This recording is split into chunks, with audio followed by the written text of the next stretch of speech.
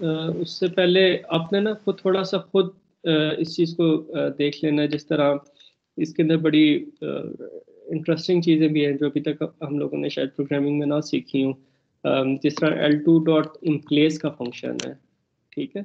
अब अभी जब हम लोग देखो इंसर्ट कर रहे हैं ना, मैं आपको एक मिसाल देता हूँ। अभी देखो हम लोगों ने 3 ऑब्जेक्ट्स लिए और फिर उसके बाद उन्हें इंसर्ट किया ना। अब ये स्ट्रक्चर्स हैं, जब आप स्ट्रक्चर्स इंसर्ट कर रहे हो ना तो आपको ये जो STL है, ये एक बड़ा खूबसूरत इसका एक फीचर है कि ये आपको स्ट्रक्चर डिक्लेयर किए बगैर आप इसके अंदर वैल्यू जो है इंसर्ट कर सकते हो, लेकिन इसके लिए C++11 या उससे ऑनवर्ड्स का वर्जन होना चाहिए। तो L2 डॉट इम्प्लेस है, इंसर्ट हमारे पास एक फंक्शन था, उसी तरह का फंक्शन है इम्प्लेस का। तो इम्प्लेस हम लोग करते हैं और इसे हम लोग कहते हैं कि जी लिस्ट के एंड पे जो है वो इंसर्ट करो।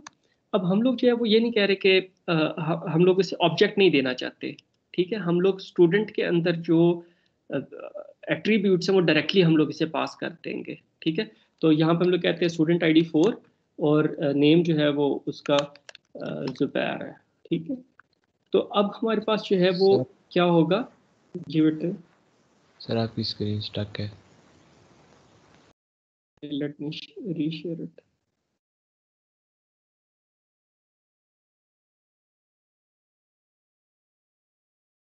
now is it moving?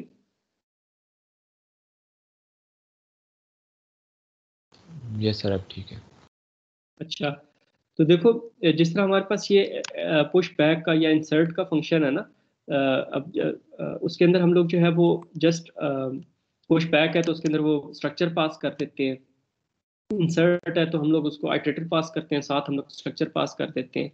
तो हमारे पास अगर हम लोगों ने स्ट्रक्चर रिकॉर्ड्स को जो है वो इंसर्ट कराना हो लिस्ट के अंदर, ठीक है, and we do not want to create an explicit object, जिस तरह यहाँ पे हम लोग S1 S2 S3 explicit objects create कर रहे हैं, फिर उसके बाद उन्हें इंसर्ट या पुश बैक कर रहे हैं, तो उसके लिए हम लोग इनप्लेस का फंक्शन कॉल कर सकते हैं। इनप्लेस का फंक्शन का इसकी मतलब इंटीजर्स पे तो इसकी सेंस नहीं बनेगी, लेकिन जो हमारे पास स्ट्रक्चर्स हैं ऑब्जेक्ट्स हैं उसके अंदर इसकी सेंस बनती है कि इन प्लेस के अंदर आप क्या करो कि आप जो है वो यहाँ पे स्टूडेंट की, आपको पता है ना, दो ही उसकी एट्रीब्यूट्स हैं, एक उसकी ID है और एक उसकी उसका नेम है। तो आपको यहाँ पे स्टूडेंट पास करने की ज़रूरत नहीं है। आप क्या करो कि जिस ऑर्डर में आपने स्ट्रक्चर के अंदर एट्रीब्यूट्स डिफाइन किए हुए हैं, जिस तरह पहले ID है फिर नेम है, वो आप ऐसे डायरेक्टली पास कर दो। तो इनप्लेस का फंक्शन क्या करेगा कि एक इसको इन दो वैल्यूज को एक स्टूडेंट का स्ट्रक्चर क्रिएट करेगा, उसके अंदर ये दो वैल्यूज डालेगा और उनको फिर जो है वो लिस्ट के अंदर इंसर्ट कर देगा। तो इम्प्लेस का फंक्शन जो है वो आपके लिए काइंड ऑफ स्ट्रक्चर भी क्रिएट कर रहा होगा और उसे लिस्ट के अंदर डाल भी रहा होगा। तो let's see if it works.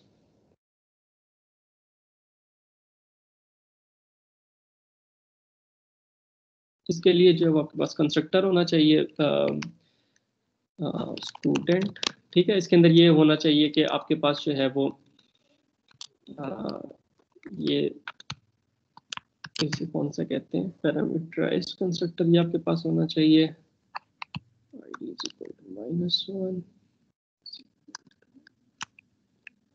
और फिर हम लोग कह देते हैं ID is equal to I and N is equal to, sorry, no is equal to, now we compile it again।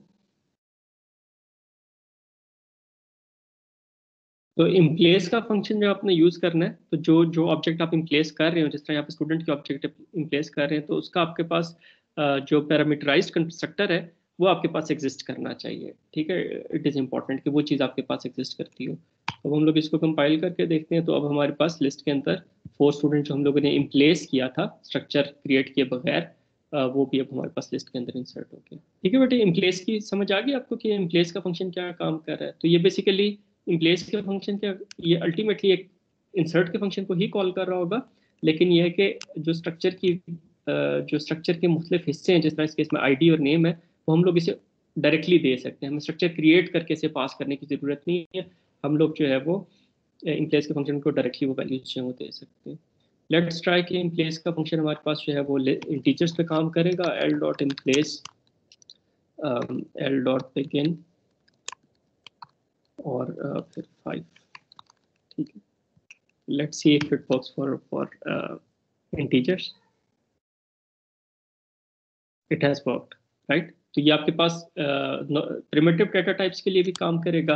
उसके अंदर आपके पास जब जिस तरह इंटीजर है तो एक ही वैल्यू होगी, अगर स्ट्रक्चर है तो स्ट्रक्चर के अंदर जितनी भी आपके पास एट्रीब्यूट्स डिफाइन है वो आपको 1 बाय 1 जो है वो पास करने पड़ेंगे। तो इसके अलावा बेटे खुद थोड़ा सा इसको एक्सप्लोर करो, इसकी डॉक्यूमेंटेशन देखो। यहाँ पे देखो आपके पास ये आर बिगिन का फंक्शन है, ये क्या करता है, रिमूव का फंक्शन है, रिमूव इफ का फंक्शन है, rend, R resize, reverse, reverse का फंक्शन ये इसके नाम से जिस तरह सिंपल सा नज़र आ रहा है कि जो भी लिस्ट के अंदर एलिमेंट्स हैं उनको रिवर्स ऑर्डर में कर देगा, मतलब जैसा 1 2 3 है तो 3 2 1 कर देगा। साइज देख लिया था, सॉर्ट, सॉर्ट क्या करेगा कि 3 1 2 है तो उसको 1 2 3 कर देगा। इस तरह स्प्लाइस है, स्वैप है, यूनिक है। इन फंक्शंस को जो है आप थोड़ा सा खुद अपने तौर पर एक्सप्लोर करो, उन्हें यूज़ करो। और बेटे मेरी बात याद रखना कि कोई भी चीज़ आप सीख रहे होते हो ना, तो फॉर गॉड सेक, अनफॉर्चुनेटली इसमें आप लोगों का कसूर नहीं है, लेकिन अब हमारा स्कूलिंग सिस्टम और जो एजुकेशन सिस्टम है एज अ होल है वो इस तरह का हो गया कि हमारा जो वाहिद कंसर्न है वो ये होता है कि हम लोगों के पास डिग्री आ जाए, बेहतर हो जाए, तो ये हो जाता है कि अच्छे ग्रेड्स के साथ डिग्री हो जाए। बट इस माइंडसेट से निकलो, आप लर्निंग के लिए जो है वो चीज़ें सीखो कि हम लोग कुछ लर्न करें, कुछ सीखें। जब लर्निंग के पर्सपेक्टिव से चीज़ें करोगे ना, मैं डाटा स्ट्रक्चर्स के कोर्स की बात नहीं कर रहा, हर कोर्स के अंदर आप इस तरह करो कि आप चीज़ें सीखने की कोशिश किया करो कि यार ये चीज़ हम लोग सीखें, शौक से सीखा करो चीज़ें। ग्रेड उसके अंदर खुद ब खुद आ जाएंगे, ठीक है, ग्रेड मतलब शौक से सीखोगे तो ग्रेड ऑटोमेटिकली आ जाएंगे, वो गारंटीड होते हैं। उसका आपको सवाब भी मिलेगा, क्योंकि बीइंग मुस्लिम हमारी रिस्पॉन्सिबिलिटी है कि हम लोगों ने जो है वो इल्म हासिल करना है। तो जब आप चीज़ें सीखने के लिए पढ़ना शुरू कर दोगे, यार ये मैं सीखूं, ये कैसे काम हो रहा है, कल को मेरे काम आएगा, फ़ायदा होगा मुझे इस चीज़ का, तो वो जब आपके पास वो इल्म की नीयत से आप इसे लर्न करना शुरू करोगे तो आपको मज़ा भी आना शुरू हो जाएगा अपनी स्टडीज़ के अंदर सारी, आपके ग्रेड्स भी खुद ब खुद आना शुरू हो जाएंगे और सवाब आपको मिलना शुरू हो जाएगा। मतलब वो साथ मतलब आपकी डिग्री भी मिल रही है और साथ आपको उसका सवाब भी मिल रहा है। लेकिन अगर बस जान छुड़ाने की कोशिश करोगे ना, यार बस किसी तरीके से पास हो जाए, किसी तरीके से ए ग्रेड आ जाए, वो फिर आपको वो लर्निंग में मज़ा भी नहीं आएगा, आपकी लर्निंग इतनी ज़्यादा होगी भी नहीं, और आई डोंट नो ग्रेड्स आएंगे या नहीं। और फिर उसके अंदर जो है वो ज़ाहिर बात है, नीयत जब आपकी चेंज हो जाती है तो फिर इन्नमल अमालु बिन्नियात ना, तो वो फिर आपको जो क्रेडिट मिलेगा वो भी आपको आपकी नीयत के हिसाब से मिलेगा।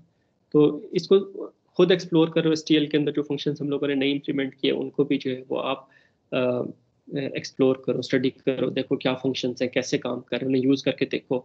एक आपको मैं होमवर्क सिंपल सा दे सकता हूँ कि आप ये करो कि जिस तरह हम लोगों ने यहाँ पे फाइंड एरेज का फंक्शन जो है वो इम्प्लीमेंट किया ना, डिस्प्ले का, फाइंड का, एरेज का, इस तरह आप इंसर्ट का फंक्शन इम्प्लीमेंट करो, लेकिन वो इस तरह के से इम्प्लीमेंट करो कि आपके पास लिस्ट जो है वो सॉर्टेड रहे, ठीक है। ऑल दो इसके अंदर सॉर्ट का फंक्शन है वो आप एक्सप्लिसिटली कॉल कर सकते हो, लेकिन आप इंसर्ट का फंक्शन इस तरीके से इम्प्लीमेंट करो कि आपके पास ये जो एसटीएल की लिस्ट है ये सॉर्टेड ऑर्डर में है। मतलब इंसर्शन जो है ना वो अप्रोप्रिएट जगह पे जाके इंसर्शन करे, तो इस चीज़ को थोड़ा से आपका और ज़्यादा आपकी लर्निंग होगी। ठीक है बेटे, यहाँ तक कोई क्वेश्चन एसटीएल से रिलेटेड?